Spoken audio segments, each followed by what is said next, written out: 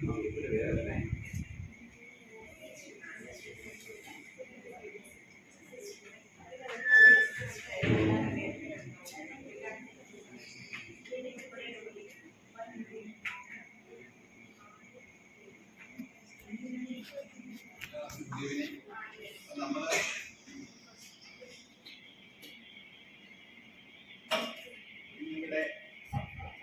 Group 5 Amartya Sen ആണ്. ഞങ്ങളുടെ ഗ്രൂപ്പിലെ ആദ്യത്തെ ഇക്കോണമിസ്റ്റിനെ പറ്റി ഇവിടെ ഇൻട്രൊഡ്യൂസ് ചെയ്തു. അപ്പം രണ്ടാമതായിട്ട് ഞങ്ങൾ ഇൻട്രൊഡ്യൂസ് ചെയ്യാൻ പോകുന്നത് AC Pilluവിനെ പറ്റിയാണ്. AC Pillu, he was born on 18 November 1877 in UK. അദ്ദേഹം 1959 മാർച്ച് 7 UK-ൽ നിര്യാതനായി. He was a British national. Further, he was an economist, professor of economics at the University of Cambridge. അദ്ദേഹത്തിന്റെ major contributions: welfare economics, externalities, Pigouvian tax and economic policy. നമ്മൾ കേട്ടിട്ടുള്ള കോൺസെപ്റ്റുകളാണ്. അദ്ദേഹം പഠിച്ച കോളേജാണ് Cambridge College, the King's College at Cambridge. Pillu attended Harrow School and later studied at King's College, Cambridge. He earned a degree in classics, later turning to economics under the influence of influential economists such as Alfred Marshall. Alfred Marshall's സ്വാധീനത്താൽ അദ്ദേഹം economics. അദ്ദേഹത്തിന്റെ കേംബ്രിഡ്ജിലെ career എന്ന് പറയുന്നത് he was a fellow at King's College, Cambridge and eventually became a professor of political economy. നേരത്തെ എക്കണോമിക്സിന്റെ പേരാണ് political economy. His association with Cambridge and its economic tradition was fundamental in shaping his ideas and influence. അപ്പോൾ കേംബ്രിഡ്ജുമായിട്ട് ബന്ധപ്പെട്ടുള്ള അദ്ദേഹത്തിന്റെ പ്രവർത്തനങ്ങളാണ് അദ്ദേഹത്തിന്റെ സാമ്പത്തിക ശാസ്ത്രപരമായ ആശയങ്ങളെയും ഒക്കെ രൂപപ്പെടുത്തിയെടുത്തത്.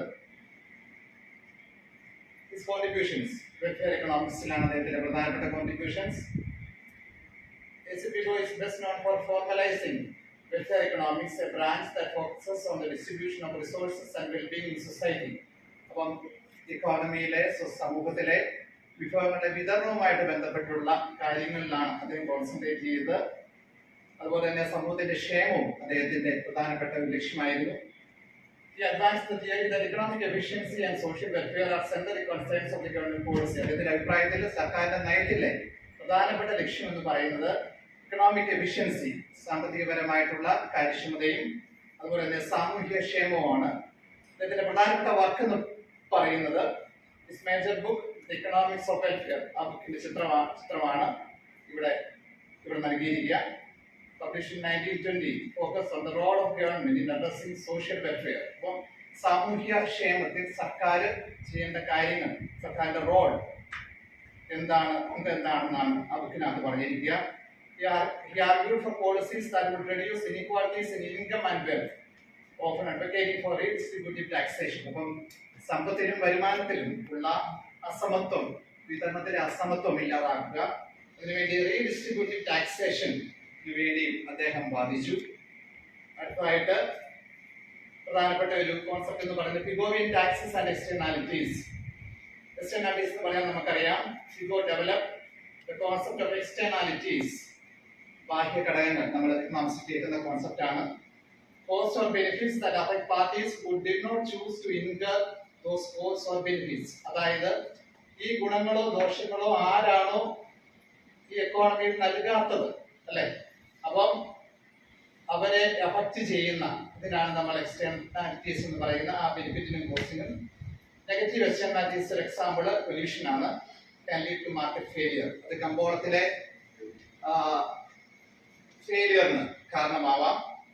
Because suggested that taxes should be levied on firms, on firms or individuals that produce negative externalities. അപ്പോൾ negative externalities നൽകുന്ന ഫേമിലും അതുപോലെ തന്നെ ഇൻഡിവിജ്വൽസിനും ടാക്സ് നൽകണം. ഇതിനാണ് to correct these market failures.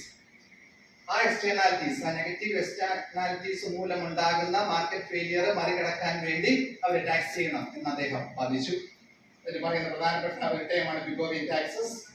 Pigouvian tax means a tax designed to correct the negative effects of externalities by making the producer or consumer pay for the social cost they impose. അപ്പം പ്രൊഡ്യൂസറോ കൺസ്യൂമറോ ഉത്പാദകനോ ഉപഭോക്താവോ സമൂഹത്തിന്റെ മേൽ implement ചെയ്യുന്ന അല്ലെങ്കിൽ impose ചെയ്യുന്ന cost cover ചെയ്യാൻ വേണ്ടി ഈടാക്കുന്ന tax ആണ് പിഗോവിയൻ ടാക്സ്.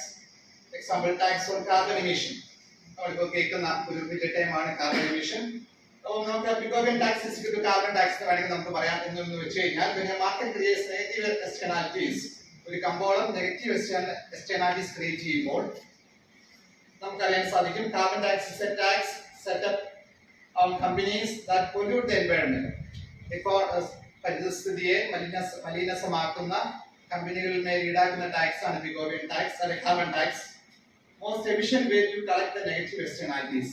ഏറ്റവും എഫക്റ്റീവ് ആയിട്ടുള്ള ഒരു മാർഗമാണ് എന്തിനാണ് കമ്പനീസ് അല്ലെ ഫേംസ് എൻവയറൺമെന്റിന്റെ മേൽ അല്ലെ മാർക്കറ്റിന്റെ മേൽ ഏർപ്പെടുത്തുന്ന നെഗറ്റീവ് എഫക്റ്റിനെ കവർ ചെയ്യാനുള്ള tax. That is Pigovian tax. Carbon tax is an example. Then contributions to public goods. Pigo also contributed to understanding of public goods, which are goods that are non-excludable and non-rivalrous. അതായത് non excludable ഒഴിവാക്കാൻ സാധിക്കാത്തതും non റൈവൽറസ് പരസ്പര competition ഇല്ലാത്തതുമായിട്ടുള്ള സാധനങ്ങളുടെ മേലെ, for example clean air, national defence. അപ്പൊ അതായത് ഇതിന്റെ കാര്യങ്ങളിൽ സ്വകാര്യ വ്യക്തികള് മാർക്കറ്റ് വലിയ കാര്യമായിട്ട് കാര്യങ്ങളൊന്നും ചെയ്യാറില്ല. ഗുഡ്സ് ഓൺ എന്താണ് നോൺ എക്സ്ക്ലൂഡബിൾ ആയിട്ടുള്ളതും നോൺ റൈവൽറസ് ആയിട്ടുള്ള സാധനങ്ങളുടെ കാര്യത്തിൽ മാർക്കറ്റ് വലിയ താല്പര്യം കാണിക്കാറില്ല. അപ്പൊ government should take the initiative in providing this goods എന്നാണ് അദ്ദേഹം പറഞ്ഞത്. പിന്നെ ഇൻഫ്ലുവൻസ് ആൻഡ് ലെഗസി, അദ്ദേഹത്തിന്റെ ഇൻഫ്ലുവൻസ് സ്വാധീനവും അദ്ദേഹം നടപ്പിലാക്കിയ അദ്ദേഹം ഇവിടെ അവശേഷിപ്പിച്ചു പോയ ലെഗസിയും എന്താണെന്ന് നോക്കാം. Influence on modern economics. Pigo's ideas laid the foundation for much of modern environmental economics, influencing policies on taxation, welfare and regulation of externalities. ഈ കാര്യങ്ങളിലെല്ലാം ടാക്സേഷന്റെ പോളിസികളിൽ, വെൽഫെയറിൽ, റെഗുലേഷൻ ഓഫ് എക്സ്റ്റേണാലിറ്റീസ്, നമ്മളിപ്പോൾ വളരെയധികം ചർച്ച ചെയ്യപ്പെടുന്ന എൻവയറൺമെന്റൽ ഇക്കണോമിക്സ്. നമുക്കറിയാം ട്രംപ് വന്നു അല്ലെ അമേരിക്കയിൽ. ഇപ്പൊ വളരെയധികം ചർച്ച ചെയ്യപ്പെടുന്നതാണ് ഈ കാര്യങ്ങൾ. ഇനി എങ്ങനെയാവും എൻവയറൺമെന്റിന്റെ മേലുള്ള കാർബൺ എമിഷന്റെ മേലുള്ള കാര്യങ്ങൾ നമുക്ക് ഉള്ളത്. Economists like A.C. Pigo were instrumental in the development of policies for government intervention in case of market failure. Policy impact, നയപരമായ അതിന്റെ ആഘാതം എന്താണെന്ന് വെച്ച് കഴിഞ്ഞാൽ Pigo's ideas on welfare economics and taxation influence the development of policies such as social safety nets, സാമൂഹ്യ സുരക്ഷാ മാനദണ്ഡങ്ങളുള്ള സംവിധാനങ്ങള്, regulation of മൊണോപ്പൊളീസ്, കുത്തകകളെ നിയന്ത്രിക്കുക, and modern environmental taxes, ആധുനിക രീതിയിലുള്ള environmental taxes. അദ്ദേഹത്തിന്റെ അവസാന നാളുകളും അദ്ദേഹത്തിന് ലഭിച്ച റെക്കഗ്നിഷൻസും നമുക്ക് നോക്കാം. അദ്ദേഹത്തിന് നോബൽ പ്രൈസ് ലഭിച്ചിട്ടില്ല. But in his later years, Pigo was honored with numerous academic accolades, although his reputation in the mainstream declined somewhat after John Maynard Keynes gained prominence in 1930s. John Maynard കെയ്ൻസിന്റെ ഉത്ഭവത്തിന് ശേഷം അദ്ദേഹത്തിന്റെ പ്രധാനപ്പെട്ട പുസ്തകം അല്ലെ general theory of employment, അതിനുശേഷം അദ്ദേഹത്തിന്റെ സ്വാധീനം വളരെ കുറച്ച് താഴ്ന്നിട്ടുണ്ട്. Despite this, his work remained influential in both economic theory and policy. പക്ഷേ സാമ്പത്തിക സിദ്ധാന്തത്തിലും നയങ്ങൾ രൂപീകരിക്കുന്ന കാര്യത്തിലും അദ്ദേഹത്തിന്റെ സ്വാധീനം ഇപ്പോഴുമുണ്ട്. കൺക്ലൂഷൻ എന്ന് വെച്ച് കഴിഞ്ഞാൽ Arthur Cecil Pigo was a pioneer of welfare economics, leaving a lasting impact on the role of government in the economy. എക്കോണമിയിൽ ഗവൺമെന്റിന്റെ സ്വാധീനം അല്ലെ പ്രാധാന്യത്തെ പറ്റി വളരെയധികം ഇമ്പോർട്ടൻസ് കൊടുത്ത വ്യക്തിയാണ് അദ്ദേഹം. His insights on externalities, ബാഹ്യ ഘടകങ്ങൾ, public goods and the use of taxation to address market failure. കമ്പോളം ഫെയിലിയർ ആകുന്നതിന്റെ അല്ലെ മാർക്കറ്റ് ഫെയിലിയർ ആകുമ്പോൾ അതിനുവേണ്ടി ടാക്സേഷൻ എങ്ങനെ ഉപയോഗിക്കാം, അതിനൊക്കെ ആ കോൺസെപ്റ്റുകൾക്ക് പ്രാധാന്യമുണ്ട്. Still central to economic thought today. സാമ്പത്തിക തത്വങ്ങളുടെ കാര്യങ്ങളിൽ ഇതിനൊക്കെ ഇപ്പോഴും പ്രാധാന്യമുണ്ട്. ഇപ്പോൾ ഞങ്ങൾ അമർത്യാസൻ അവതരിപ്പിച്ച രണ്ട് എക്കണോമിസ്റ്റുകളാണ്. Thank you.